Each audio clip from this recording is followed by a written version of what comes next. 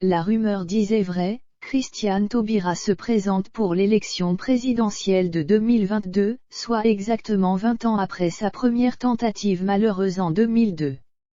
L'ancienne ministre de la Justice de 2012 à 2016 se prépare au grand saut, certainement soutenue par sa famille. Elle est mère de 4 enfants, nés de son couple avec l'activiste guyanais Roland Delanon dont elle est désormais divorcée. Room sur leur histoire d'amour compliquée. Christiane Taubira s'exprime ce 17 décembre 2021 sur les réseaux sociaux, alors que la gauche se montre plus divisée que jamais à 4 mois des présidentielles. L'ancienne garde des Sceaux, régulièrement présente dans les médias, possède toujours un fort capital de popularité auprès des sympathisants socialistes et face à la difficile situation dans laquelle se trouve le parti et sa représentante Anne Hidalgo, elle pourrait symboliser des espoirs. Comme le Figaro l'annonçait, elle souhaite présenter sa candidature.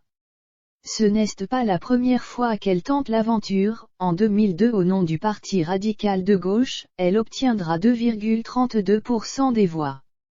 Personnalité fascinante, la journaliste Caroline Vigoureux avait dressé son portrait en 2015 dans son livre Le mystère Taubira aux éditions Plomb, s'intéressant notamment à sa relation avec son ex-mari et père de ses 4 enfants, Roland Delanon. Originaire de Cayenne en Guyane, Christiane Taubira rencontre Roland Delanon en 1978.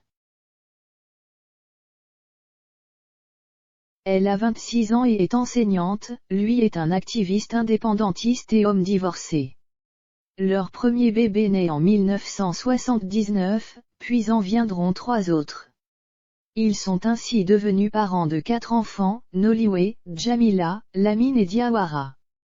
Le couple est passionné de politique, et c'est en 1992 que celle qui deviendra ministre de la Justice sous François Hollande se lance véritablement, lors des législatives.